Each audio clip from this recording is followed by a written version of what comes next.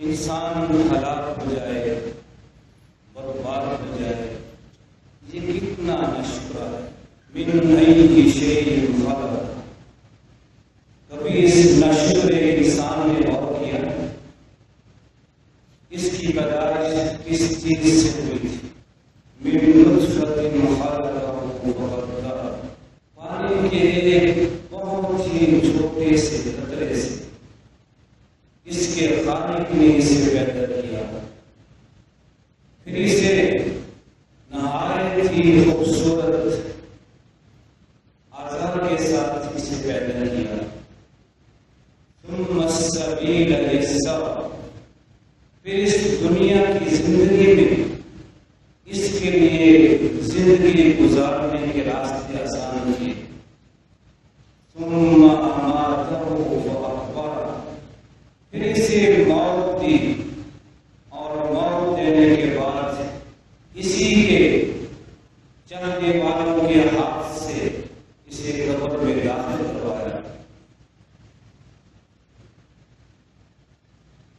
ثم اذا شاء انشرہ، اب جب وہ چاہے گا وہ خالق اس انسان کو قبر سے نکال کر پھر زندہ کر دے گا، اس کے لیے یہ کام مشکل نہیں ہے۔ کلا لما یقض ما امر، حقیقت تو یہ ہے کہ اس انسان کو جو ذمہ داری ادا کی گئی تھی، اس انسان نے اپنی دنیا کی زندگی میں اس ذمہ داری کو ادا نہیں کیا۔ یہ 20ویں پارے کی سورہ عباسہ کی آیات ہے، جہاں رب ذوالجلال اس ناشکر انسان کو اس کی حقیقت سے آشنا کر کے اسے بتا رہے ہیں کہ دنیا میں تم جو چاہو کر جاؤ، لیکن تم نے آخرکار موت سے ہمکنار ہو کے قبر میں جانا ہے، اور قبر میں اس عالم برزخ میں تم نے اللہ کے فیصلے کے مطابق ایک طویل ترین زندگی گزارنی ہے۔ یہ عالم برزخ کی زندگی دنیا کی زندگی سے بہت طویل ہوگی، اور پھر جب اللہ چاہے گا تمہیں اصل نو پھر زندہ کر کے قبر سے نکال کر تم سے تمہاری زندگی کے اعمال کا حساب لے گا۔ یہ قبر کی زندگی اور قبر کی منزل آخرت کی منازل میں سے سب سے پہلی منزل۔ دنیا کی زندگی سے انسان کوچ کر جاتا ہے، آخرت کی جانب اس کے سفر کا آغاز ہو جاتا ہے، اور سفر آخرت کی سب سے پہلی منزل یہ قبر ہے۔ یہ قبر اس کی آخرت کی پہلی منزل ہے۔ اگر اس منزل میں اس موقع پر کامیاب ہو جائے تو اس کی بعد والی منزلیں آسان ہو جاتی ہیں، لیکن جو اس قبر کی پہلی منزل میں جس کا حساب سخت ہو گیا، جس کے ساتھ طرز عمل، جس کے ساتھ فرشتوں کا سلوک برا ہو گیا، اس کے لیے بعد کی گناہ بھی پڑے اور نار کا خوف نہ ہو۔ رحمت کائنات ہر نماز میں دعا کیا کرتے تھے، اللہم انی اعوذ بک من عذاب القبر، اے اللہ میں قبر کے عذاب سے بچنے کے لیے تیری پناہ ہے۔ ہر نماز میں یہ دعا کیا کرتے تھے کہ مجھے قبر کے عذاب سے بچا کر اپنی حفاظت میں لے لو۔ آپ نے اپنی امت کو یہ سمجھایا، آپ نے فرمایا انکم تفتنون فی القبور، رب کائنات مجھے وحی کے ذریعے بتا دیا ہے کہ تمہیں قبر میں آزمایا جائے گا، تمہیں قبر میں عذاب دیا جائے گا۔ وَلَوْلَا أَلَّا تَدَافَنُوا دَعَوْا اللَّهَ أَن يُسْمِعَكُم مِّنْ عَذَابِ الْقَبْرِ مَا أَسْمَعُ۔ اگر مجھے یہ ڈرنا ہوتا تو میں اللہ تعالیٰ سے دعا کرتا کہ اللہ اس قبر میں جو عذاب ہو رہا ہے اور میں بعض عذابوں کو سنتا ہوں، اللہ تمہیں بھی وہ عذاب کی چیزیں تمہیں بھی سنا دے۔ اگر تم عذاب کی قبر کی عذاب کی چیزوں کو سن لو تو تم اپنے محبوب بندوں کو قبر میں رکھانے سے باز آ جاؤ۔ مجھے یہ ڈر ہے اگر تم نے قبر کی چیزوں کو سن لیا، عذاب قبر کی آوازوں کو سن لیا، تم اپنے مردوں کو دفن کرنا چھوڑ دو گے۔ اگر میں ضرور دعا کرتا کہ اللہ تمہیں بھی وہ آوازیں سنا دے جو قبر میں عذاب کے دور پہ قبر والوں کو جو عذاب ہوتا ہے ان کی جو چیزیں بلند ہوتی ہیں وہ تم بھی سن لیتے تو پھر تمہیں سمجھ آ جاتی ہے کہ عذاب قبر کیا ہوتا ہے۔ اس لیے عذاب قبر سے بچنے کے لیے کچھ فکر کیا اور جن صحابہ کرام نے آپ سے یہ باتیں سنی ان کا طرز عمل یہ تھا، حضرت عثمان غنی جب کسی قبر کے پاس کھڑے ہوتے تو رو رو کے ان کی داڑھی مبارک آنسوں سے تر ہو جاتی ہے۔ لوگ پوچھتے کہ عثمان تم اور بہت سی باتوں کا تذکرہ سنتے بھی ہو کرتے بھی ہو، لیکن قبر کی بات پر اور قبر پر کھڑے ہو کر تمہاری جو کیفیت ہوتی ہے یہ کسی اور موقع پہ نہیں ہوتی۔ تو وہ جواب دیتے ہیں کہ میں نے سید کائنات کو فرماتے ہوئے سنا تھا، ان القبر اول منازل الاخرہ فمن نجا منہ فما بعدہ ایسر منہ۔ آپ نے فرمایا تھا کہ یہ قبر آخرت کی منزلوں میں سے پہلی منزل ہے، جو اس منزل میں کامیاب ہو گیا اس کے لیے باقی منازل بھی آسان ہو جائیں۔ اور آپ نے فرمایا تھا ما رأیت منزلا قط الا والقبر افضل منہ۔ میں نے کبھی اتنا خوفناک منظر نہیں دیکھا، مجھے جہنم کے مناظر دکھائے گئے لیکن وہ بھی اتنے خوفناک نہیں تھے جتنا خوفناک منظر عذاب قبر کا۔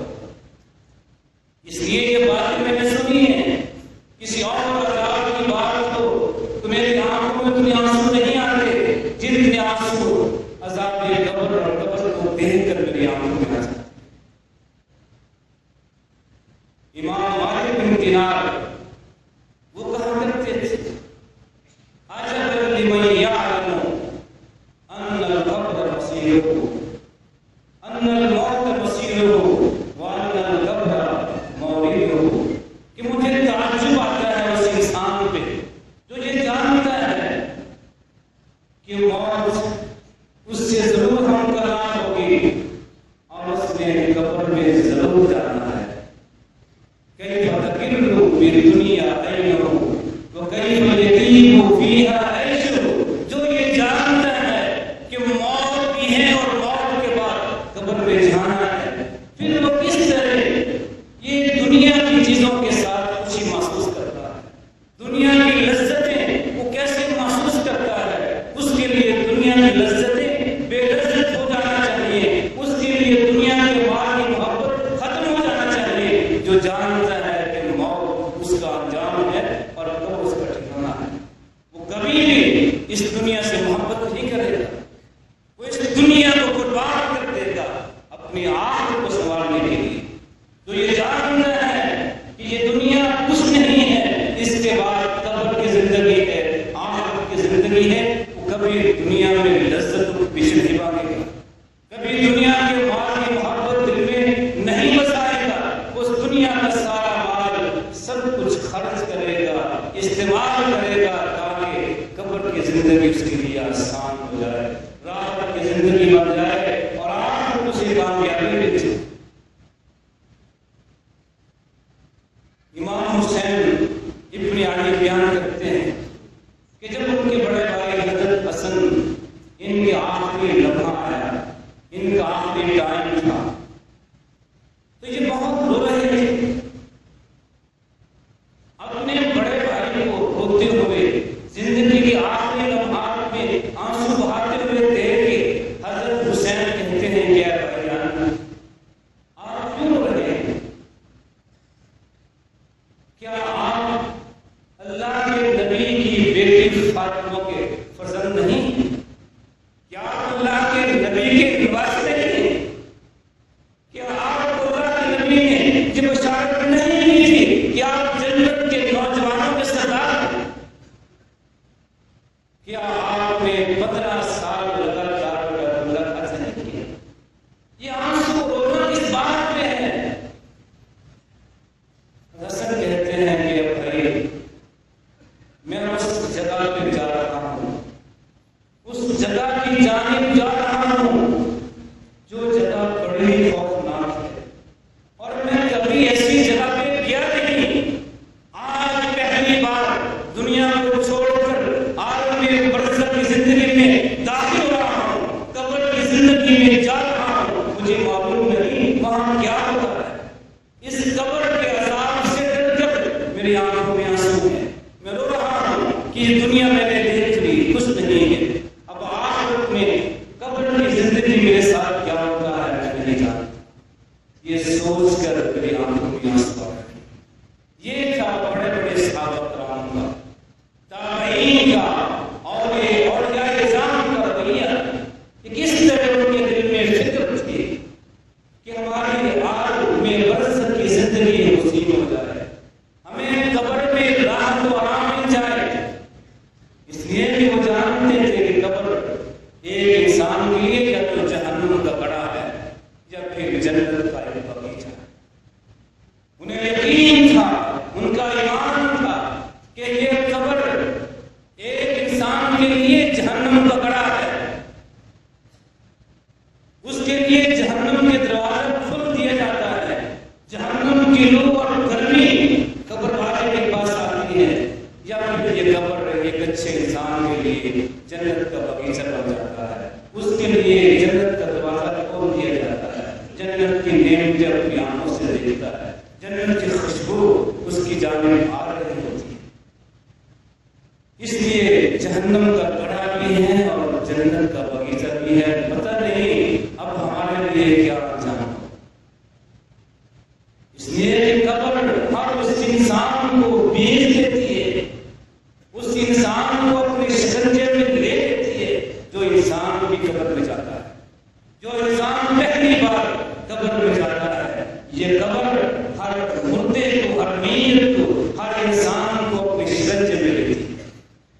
جو انسان اچھا ہوگا اس کو چھوڑ دیتی ہے، اگر انسان برا ہو تو شکنجے میں دباتی ہے کہ اس کی پسلیاں، ایک جان کی پسلیاں دوسرے وش پسل جاتی ہیں، دائیں پسلیاں بائیں جان چلی جاتی ہیں اور بائیں پسلیاں دائیں جان چلی جاتی ہیں۔ اس طرح سے ہوتی ہے یہ قبر کا انسان۔ دیکھنے والا محسوس کرے نہ کرے، لیکن وہ میت محسوس کر رہی ہوتی ہے، اس کے اندر یہ احساس ہوتا ہے۔ اس عالم برزخ میں جس کے احکامات دنیا پہ قیاس نہیں کیے جاتے، دنیا میں چلنا پھرنا، کھانا پینا، سونا، اس کے انداز اور ہیں۔ عالم برزخ میں اٹھنے بیٹھنے، چلنے پھرنے، بولنے دیکھنے کے انداز اور ہیں۔ وہاں بھی میت کو خوشی بھی ہوتی ہے، مسرت بھی ہوتی ہے، اس کو راحت کا احساس بھی ہوتا ہے، اسے تکلیف بھی ہوتی ہے، اذیت بھی ہوتی ہے۔ دیکھنے والا میت کو دیکھ کر کچھ محسوس نہیں کرتا، جس طرح کوئی شخص خواب میں سو رہا ہو، خواب میں کوئی خوفناک خواب دیکھتا ہے، وہ اندر سے کام رہا ہوتا ہے، اذیت محسوس کر رہا ہوتا ہے، لیکن دیکھنے والا نہیں سمجھتا ہے کہ انسان سو رہا ہے بڑے آرام سے۔ یہ دنیا کی زندگی میں ہم سمجھ سکتے ہیں کہ بظاہر ایک انسان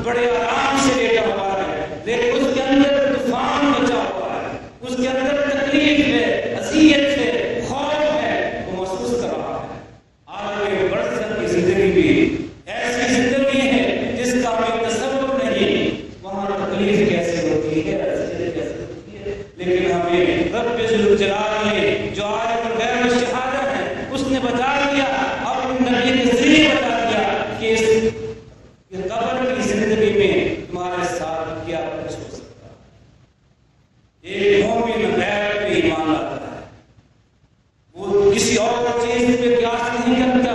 رب ذوالجلال نے نبی کے ذریعے ہمیں عالم آخرت کی جو باتیں بتائی ہیں، عالم برزخ کی جو باتیں بتائی ہیں، یہ سب ان میں غیب ہے۔ ہمیں اس پر اسی طرح ایمان لانا ہوگا جس طرح ہم اللہ کی ذات پہ ایمان لاتے ہیں، فرشتوں پہ ایمان لاتے ہیں جن کو ہم نے دیکھا نہیں۔ اس قبر کی زندگی میں، عالم برزخ کی زندگی میں انسان کے لیے راحت بھی ہو سکتی ہے۔ انسان کے اعمال اچھے اعمال ہیں، ہمارے صالح ہیں، تو ایک خوبصورت انسان کی شکل میں اس کے پاس آتے ہیں جنہیں دیکھ کر وہ شخص، وہ مومن خوش ہوتا ہے۔ اور برے انسان کے برے اعمال جس کے گناہ زیادہ ہوتے ہیں، وہ ایک بدصورت خوفناک شکل والے انسان کی صورت اس کے سامنے آتی ہے۔ وہ اس کو دیکھ کے ڈر جاتا ہے، پوچھتا ہے تم کون ہو؟ بتاتا ہے کہ میں تیرے برے اعمال ہوں جو قیامت تک تیرے ساتھ رہیں گے۔ اچھے خوبصورت انسان کا ساتھ مومن کو ملتا ہے جس نے نیک اعمال کیے ہوتے ہیں، اور برے بدصورت انسان کا ساتھ اسے ملتا ہے جس کے اعمال برے ہوتے ہیں۔ آپ نے فرمایا کہ جیسے قبر کی زندگی میں، عالم برزخ میں رب کائنات نے بہت سے سانپ اور بچھو متعین کر رکھے ہیں جو اس میت کو، قبر والے کو ڈنگ مارتے ہیں، ڈستے ہیں۔ اتنے زہریلے وہ بچھو اور سانپ ہیں، اگر وہ کسی زمین پہ اپنا زہر داخل کرتے ہیں اس زمین میں کبھی فصل رہتا ہے، لیکن وہ اس میت کو ڈستے ہیں، اس میت کے جسم میں اپنا ڈنگ مارتے ہیں، زہر داخل کرتے ہیں، جس کی اذیت وہ میت محسوس کرتے ہیں۔ یہ سب اس قبر میں ہوتا ہے۔ اور قبر میں اگر کوئی اچھا انسان ہے، نیک انسان ہے، تو فرشتے اسے بتاتے ہیں کہ دیکھو یہ جہنم کا وہ مقام ہے، جہنم کا تیرا وہ ٹھکانہ ہے جو تیرے نیک اعمال کی وجہ سے تجھے اس سے بچا لیا گیا۔ رب ذوالجلال نے ہر انسان کی جگہ جہنم میں بنائی ہے، جنت میں بنائی ہے۔ اسے دکھایا جاتا ہے کہ تم نیک انسان ہو، جہنم میں تمہارا یہ ٹھکانہ تھا، اللہ نے تمہیں اس سے بچا لیا ہے، اور جنت میں تیرا یہ ٹھکانہ ہے، اسے دیکھو تمہیں یہ مقام ملے گا۔ وہ قبر کی زندگی میں اپنے مقام کو دیکھتا ہے، جنت والا مقام بھی، جہنم والا مقام بھی۔ اسی طرح ایک برے انسان کو، ایک کافر کو بھی دکھایا جاتا ہے کہ یہ جنت کا وہ تیرا مقام ہے۔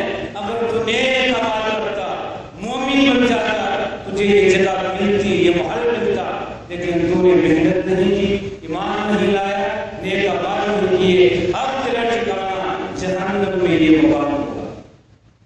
وہ اس چیز کو دیکھ کے خوفزدہ ہو جاتا ہے، گھبراتا ہے، ڈرتا ہے۔ اور یہ کیفیت ایک دن نہیں، عالم برزخ کی ساری زندگی، وہ 1000 سال کی ہو، 2000 سال کی ہو، ساری زندگی میں یہ چیز محسوس کرتا ہے۔ ایک جنتی خوشی محسوس کرتا ہے اور ایک جہنمی اذیت محسوس کرتا ہے۔ اور یہ قبر کا عذاب کچھ ایسے اعمال ہیں جن کی وجہ سے ایک مسلمان کو بھی عذاب ہوتا ہے۔ رحمت کائنات قبرستان سے گزر رہے تھے، ایک قبر کے پاس سے گزرے، تو آپ نے فرمایا کہ ان دو قبر والے جانتے ہو کون ہیں؟ ان دونوں انسانوں کو قبر میں عذاب ہو رہا ہے۔ ایک انسان وہ ہے جو دنیا میں غیبت کرتا تھا، چغلیاں کرتا تھا، ادھر ادھر کی باتیں ملا کے لوگوں میں نفرت پیدا کرتا تھا۔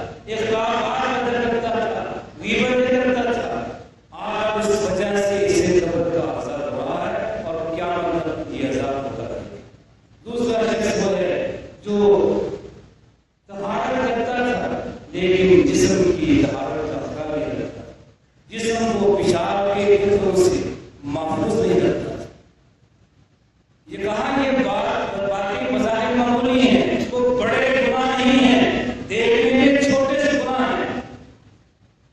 پیشاب کریں، استنجا کریں، جسم کو پاک کر لیں، بہت معمولی سا کام ہے. لیکن جو لوگ احتیاط نہیں کرتے ہیں، نہ کپڑے ان کے صاف رہتے ہیں، نہ جسم ان کا صاف رہتا ہے، یہ چیز بھی ان کے لیے قبر کے عذاب کا سبب بن جاتی ہے.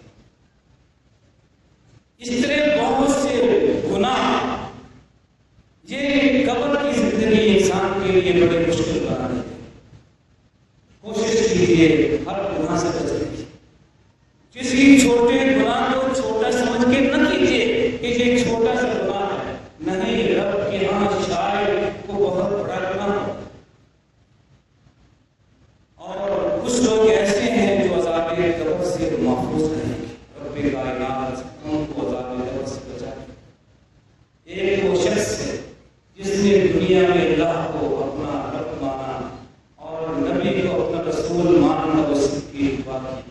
يثبت الله الذين آمنوا بالقول الثابت في الحياة الدنيا وفي الآخرة. رب ذو الجلال اپنے ان بندوں کو ثابت قدم رکھتے ہیں دنیا کی زندگی میں بھی آخرت میں بھی. جن لوگوں نے دنیا میں قول ثابت کلمہ توحید و رسالت کو مانا ہو. یہ کلمہ توحید اور کلمہ رسالت یہ وہ قول ثابت ہے جس کے ساتھ رب کائنات اس دنیا میں بھی اپنے بندے کی حفاظت کرتے ہیں، قبر کی زندگی میں بھی اور آخرت میں اس بندے کی حفاظت کرتے ہیں. اسی طرح سورہ ملک تبارک الذی بیدہ الملک، یہ سورت آپ نے فرمایا ہے کہ یہ المنجیہ ہی المانیہ، یہ سورت وہ ہے جو شخص ہر روز اسے پڑھتا ہے. یہ سورت اس انسان کو قبر کے عذاب سے بچائے. جب بھی کوئی چیز اسے اذیت دینے کے لیے ڈسنے کے لیے اس کے قریب آئے گی، سر کی جانب سے ہو، دائیں طرف ہو، بائیں طرف ہو، پاؤں کی جانب سے ہو، یہ سورہ ملک المانیہ اس کی محافظ ہے، اسے ہر عذاب سے تکلیف سے بچائے گی. ایسا آپ نے فرمایا کہ یہ جو عبادات ہیں قیامت کے دن انسان کی مومن کی نمازیں اس کے سر کی جانب ہوں گی اور روزے اس کی دائیں جانب ہوں گے، زکات اس کی بائیں جانب ہوگی، اور وہ سارے نوافل جو اس نے نفلی نمازیں پڑھی ہوں گی، نفلی صدقات کیے ہوں گے، نفلی روزے رکھے ہوں گے، یہ سب عبادات نفلی عبادت اس کے پاؤں کی جانب ہوگی. جب بھی کوئی اذیت ناک چیز، اذیت دینے والی چیز، ڈسنے والی چیز اس کے قریب آئے گی، نماز کہے گی میری جانب سے کوئی راستہ نہیں ہے کہ تم اس میت تک پہنچ سکو، اس کی حفاظت کرے گی. اگر وہ دائیں جانب سے وہ چیز آئے گی، سانپ ہو یا بچھو ہو یا کچھ بھی ہو، تو دائیں طرف روزے ہیں، روزے کہیں گے اس جانب سے کوئی راستہ نہیں ہے تو میت کی طرف جا سکتے. بائیں طرف سے آئے گی، زکات رہے گی، اس جانب کو راستہ نہیں ہے، کوئی اور راستہ تلاش کرو، تم اس جانب سے میت تک نہیں جا سکتے ہو. پاؤں کی جانب سے آئے گی، وہاں نوافل ہوں گے، نفلی نمازیں، نفلی روزے، نفلی صدقات، وہ کہنے کے نہیں ادھر سے بھی تم اس طرف نہیں آ سکتے ہو. ہر طرف سے یہ عبادات اس میت کی حفاظت کرتی ہیں. کسی بھی اذیت ناک، کسی موذی چیز کو، کسی عذاب کو اس میت کی جانب نہیں آنے دیتی. اس لیے فرائض کا بھی اہتمام کیجیے. یہ چیز قبر میں آپ کی حفاظت کرے گی، ہر اذیت سے، ہر عذاب سے آپ کو بچائے. اللہ تعالیٰ ہمیں توفیق عطا فرمائے کہ ہم زندگی اس طرح گزاریں جس طرح خالق نے ہمیں سمجھایا ہے، جس طرح ہمارے خالق نے جتنی زندگی ہے، یہ زندگی دی ہے، زندگی میں بے شمار نعمتیں دی ہیں، ہم زندگی بھی اس کے بتائے ہوئے طریقے کے مطابق گزاریں، اس کی نعمتوں کو بھی اس کی رضامندی کے لیے استعمال کریں، آخرت کو سنبھالنے کے لیے، قبر کی زندگی کو بہتر بنانے کے لیے استعمال کریں. اور جب ہم اس دنیا سے جائیں تو اللہ ہم پہ راضی ہو، ہم اللہ پہ راضی ہوں.